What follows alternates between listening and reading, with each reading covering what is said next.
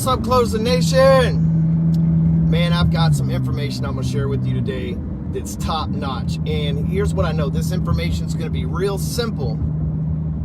And some of you smart people are going to knock it. Some of you are going to have your doubts about it. But I'm promising you, as a person that's made millions upon millions upon millions of dollars from social media, I'm going to share with you how it all starts. So let me get some likes. Let me know that you're here. Give me some thumbs up. Engage a little bit. Talk in the comments. Meet each other. Meet some new people. Send some people that comment alongside of you a friend request. My posts are some of the greatest places on Facebook to network, because you know other winners are going to show up in the comments. You know other winners are going to start having conversations on there and saying preach and amen and all the things that the Closer Nation does. And why wouldn't you want to be surrounded on social media by those people? So make sure you leave comments. Make sure you engage with each other on this. That's just a little free sales tip for you. My posts are the place to connect with people. And some of y'all connect this, you know, I'm not judging. All right, so when you go, let me take a step back here. So for the last week and a half, I have been traveling all over the country and all over my state doing networking meetings, right? So not necessarily like networking events where everybody just goes there to do business, but events where business people get together and hang out and have a good time. I'll give you an example. I went up to Coeur d'Alene, Idaho, with a program called the Arete Syndicate, which is Ed Milet and Andy Frisella, who are both just great guys. And so I went up there to Lake Coeur d'Alene, Idaho, and there was about 60 people that paid to be a part of the event. And we got to learn from Tim Grover and Rob O'Neill, who's the guy who shot Osama bin Laden, and I saw him on 9/11. It was pretty damn cool. Andy Frisella, who runs a 9-figure per year business. Ed Milet, who's the chairman of a multi-billion-dollar company. And see what these guys are doing. Well, being in that room cost a lot of money. So I knew when I went into that room, if I was going to make sales, if I was going to make connections, if I was going to build a referral network, then I had to go in there with a firm handshake, be 100% present, look people in the eye, introduce myself, and remember their name, right? And so there's about 60 to 70 people there, because I like to introduce myself to staff too. Staff is a good way to get like the inside scoop on the person that you want to hang out with or get to know a little bit better or whatever, because staff will tell you how they really are typically. And if staff likes you, they'll introduce you, because obviously staff knows easy way to get in. Anyway, so I'm having to remember about 70 names, a bunch of handshakes, and I never really say this, but this hand of mine has a big old steel bar and it doesn't move. And well, part of the problem is when I have arthritis from that, so shaking a lot of hands is a huge pain, you know what I mean? Like a pain in the hand.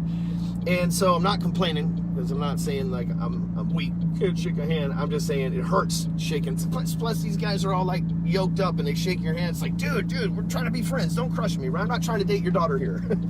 And so I go there, but I had to make a good first impression. Every day I was dressed nice. Every day I made sure my breath was fresh, my hair was done, my eyebrows was tweaked. You know what I'm saying? All the things that I needed to do, that when I shook their hand and when I talked to them and I made that first impression, they were like, you know, Stewman here, he's got his act together. You know, Stewman here, he's a solid guy, solid handshake, look me in the eye, I like him. Because that's what we do when we meet other people, correct? So give me hands, thumbs up, make sure you engage, make sure you comment. Yes, Mike, I am at the red light, but I am in my McLaren. I'm in the 570S. You'll be able to hear the exhaust when we get rolling down the freeway here in a minute. So, but yeah, you guys leave comments, engage with each other, make sure that you, like I said, meet each other earlier. But so when I go to that event, I make sure that I get to know everybody. I made a lot of good friends there. Many of them would say, man, Stewman's like, you know, the coolest character here. Stewman is the coolest person in the room, man. This guy's hilarious. And that's intentional. I'm not saying that to brag about myself. I'm just saying it's intentional. Keep listening. So then I fly to South Texas on a private jet with a few attorneys, bankers, businessmen, and we go to South Texas and hang out at this ranch and do all sorts of crazy stuff, right? It was a lot of fun. And it's like 4,000 acres, about an hour away from the border of Mexico. And we flew down there in 4 different private jets. It was like I was definitely the poorest person there, right? Besides the help on the ranch, I was definitely the poorest person there, which I like to be in rooms like that. I like to be the person that's not the biggest winner in the room. I like to be in the room where I can level up and look at what other winners do. So we're down at this ranch, And again, firm handshakes. There's about 60 people there, firm handshakes. And these are good old country boys too. These were Texas bankers and Arkansas bankers and Texas attorneys and Arkansas attorneys, right? These were guys that were going down there to hunt and fish and stuff like that. They're good old country boys. So you got to shake them in the hand. They try to murder you with a handshake, right? And I don't know, it could be my hand that I'm just weak and a firm handshake hurts like hell, but I endure it. I don't grit or nothing. I'm just like, hell yeah, you know? And so anyway, go down there, get to know him. The guy that owns the ranch, the guy that was the head of everything, told one of the other guys that's a good friend of his, he said, man, Stewman's the coolest person here. Because I wasn't sure what to think about him when I saw him online, but man, he's a really, really, really cool guy. I want to do some stuff with him, right? These are guys that could send me unlimited referrals, but it's because I was the attractive character. When I talked to people, I looked them in their eye, I remembered their name, I shook their hand. You know, I was always willing to have a good time and always willing to grab a beer when I got up to grab myself a drink, or, you know, at your service, at your friendship. That's what I do when I want to make a good first impression. Same with my wife, right? When I met her, I stepped in, I made a good first impression, made sure my breath was clean, made sure my hair was done right, made sure I looked, did some push-ups real quick before I met her, right?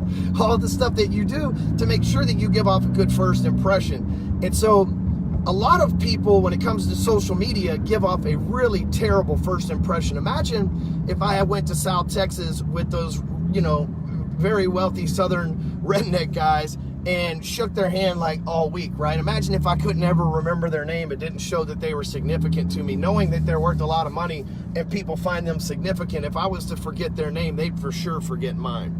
The second thing is, like, what if I just went down there and I didn't talk to anybody? I wasn't social. I didn't start any conversations. I didn't really network with people. I just kind of hermit crabbed out in a deer blind by myself or something like that, right? It would have been a total waste of time. Last night, I was at a meeting in one of the high rises in Las Colinas. It's an area close to downtown Dallas here in Texas. And I was with the retired president of American Express. I was with the CFO of Chase Manhattan, and a bunch of other people. Again, brokest person in the room. There were people in the room worth billions of dollars. And I always try to be in those rooms, right? South Texas, North Dallas, it doesn't matter to me. I'm just trying to be in those rooms with those people. And so again, when I meet them last night, I know these are very high-powered guys worth hundreds of millions of dollars. Firm handshake, remember their name, make sure I look good. I had a nice button-up shirt on, right? I had loafers on, I had a Rolex on to make sure that I give off the vibe that, hey, this guy's got tattoos, he's a little bit different, but which makes me memorable, by the way, especially in these type of situations, but it makes me memorable. And it also gets their attention because I look different than everybody else, so I stick out in their mind. The dude with the tattoos and the sleeves rolled up, yeah, that'd be him. Okay, again, I'm positioning myself to be the attractive character in real life, but I also position myself to be the attractive character on social media. And we are at a time where reality, well, like here I am driving on the road right now, and you're in virtual reality watching me on a video drive while I'm on the road.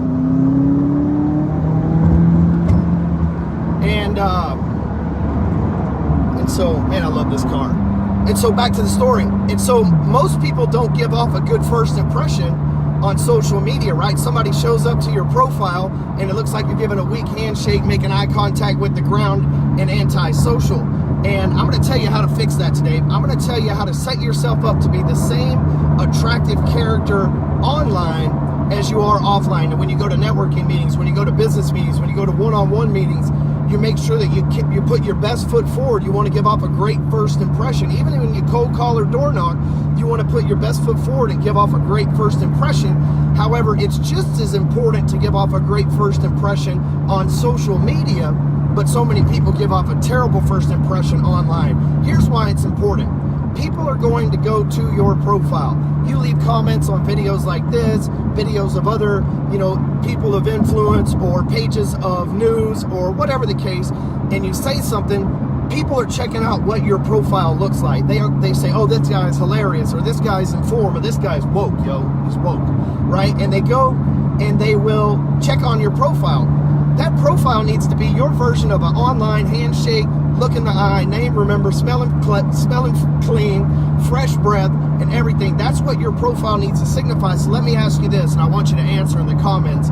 Does your profile signify that right now? If I was to go look at your social media profile, what would it look like, right? Would it look like a firm handshake?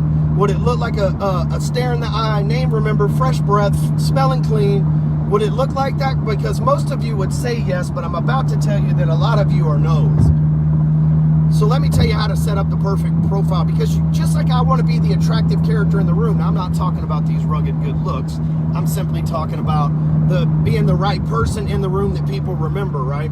And so if I want to be the attractive character in the room when I go to these events, I also want to be the attractive character online when people look me up online. Somebody comments on my post, Facebook shows somebody else my post. I want them to see that I'm not a troll. I'm not some kind of political crybaby. I'm not any of that stuff. I'm just a very inspirational, motivational businessman who happens to be good at lead gen sales and marketing. And so that's the vibe that I want to give out. So the first thing I do is I make sure I have a profile picture of myself.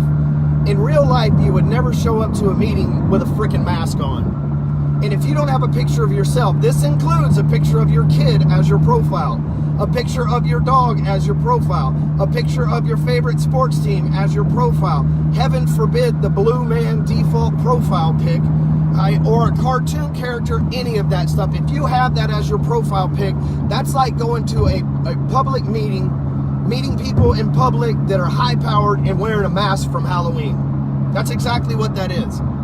If you're hiding behind a mask online, it's the same equivalent in the mind of the online social media user. You're hiding behind a mask, like a Halloween mask online, would be just as weird to them as wearing a mask right now, and it's nowhere near Halloween. It's not even October yet when I'm making this.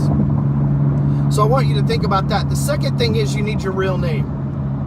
And listen, if you're going online and doing a bunch of stupid stuff that you don't want people to know about, 2 bits of advice. Number 1, don't do that. That's stupid. Why would you troll people and argue and all that anyway, man? That's what losers do. Winners don't do that stuff. Number 2, get you a burner account. If you can't resist, right, then get you a burner account, but you also need a public account where you leave all your posts open to the public, and it's so people can check you out. So step number 1, get a real profile pic. You can go to Walmart, you can go to Shutterfly, you can go to all these places and get pictures done really, really, really inexpensively. Hell, we got good cameras on our phones these days. Just take a picture and then, use that as your profile picture. Most phones have great cameras on them these days. The next thing is you need to have a good background banner. Maybe represents you as a business person. It represents you as a religious person, or a family man, or a family woman, or a mom, or whatever the case may be. You need to make sure that you have a background picture that is not something that's going to run people away. It's not something that's political. It's not something that's, I don't know, just you don't want to be that annoying person. You don't want to set yourself up to be that annoying first impression, right? The next thing is there's a description under your name when you go to your profile. You need to make sure that that says who you are, what you represent, and what you do. Oftentimes people will put husband, father, lover of Christ. Well, I've got nothing against religion. Like, what's that got to do with what you do for a living? What's that got to do with who you are, right? Mine says consultant it says investor, software creator, coach and consultant to celebrities and millionaires, right? So I'm signifying who I am right then and there. Next part underneath that is a section where it is your job info, right? Your work history. You don't need a bunch of places you used to work at, right? If you have a bunch of places you used to work at, then first of all, it looks like you have a lot of jobs, right? You job around, sleep around with employers. You need to list, 1 or 2 jobs, where you live, whether you're married or not. All that stuff needs to be public. Your relationship status, where you live, what you do for a living. Because when someone goes on your profile, that's what we do when we meet people in real life. That's exactly what we do. We say, hi, my name's Ryan Stewman. They go, what do you do for a living, Ryan? Oh, I'm the owner and creator of phonesites.com. Oh, cool. What's phonesites.com? It's a software that allows you to create sales funnels from your mobile device in like 5 minutes. Oh, that's awesome, man. Where do you live at? Oh, I live in Dallas, Texas. People want to know who you are, what you do for a living, and where you live. And so that's what you need to signify when you're given that digital handshake on social media as well, right? Who you are, what you do for a living, and where you're from. You need to make sure those things are on there. And oftentimes people will say, are you married? Do you have kids? So you need to list that stuff on there as well if you're married. If you're single, it doesn't matter, okay? After that, you need to make sure that all your posts are public. And you need to think like this. If your prospects, if your perfect prospect wouldn't want to see that post, don't make it. It's that simple. We're online to be intentional. You see, most people are online going, look at me, look at my kids, look at my dog, look at my life, look at my cars, all this stuff. And it's okay to do that every now and then, but most people, that's what they do all the time. With you, you're gonna get in the mind of your perfect prospect, and you're gonna say, okay, they like to talk about this subject. They like hearing these kind of posts. They like listening to this or watching videos or whatever it is. It's their preferred way to consume content, and you better know everything it is about your prospect. It's like your girlfriend. If you don't know everything there is about her, some other guy will find out. You know what I mean? And so you want to make sure that your profile is that handshake, right? Picture of you, background picture that represents who you are, where you live, what you do for a living, and what your relationship status is in the information. You want to have a quick blurb that defines what you want your perfect prospect to perceive you as in the description box. And then you want to leave all your posts public. And if it's not something that your prospect would want to see, don't post it. And make sure they're public, because that's what people are doing. They're going to your profile and they're scrolling your feed to see if they're going to send you a friend request or comment on something or make a decision on whether they like you or not. Now, here's the deal. Since you watched this video, and hopefully you learned a lot from it and you take action and you do what you learned in this video, since you watched this video, I'm going to give you a gift. Here in a couple of days, you're going to see an ad come through your news feed for another video teaching you even more about that, even more ways to set yourself up to be the attractive character and make money from social media. Because the same thing I just told you goes for Instagram, LinkedIn, YouTube, everywhere, right? So I'm going to help you set yourself up to be the attractive characters so that prospects reach out to you. So now that you've watched this video, when you see an ad come through in your newsfeed in the next couple of days, it's not going to be another ad asking you for, it's not going to be your typical ad, hey, buy this, or hey, whatever. Instead, what it's going to be is it's going to be a gift for you for watching this. I'm going to retarget you. That's something that you, for those of you who don't know, it's if you watch this video, I can retarget you as a video viewer to send you a gift. And that's exactly what I'm going to do. I'm going to send you a video in the next couple of days in your newsfeed, and it'll further explain how to position yourself as the attractive character. So be on the lookout. Make sure you leave a comment, network with people in the comments on this thing, and make sure you share it with someone who needs it. Later.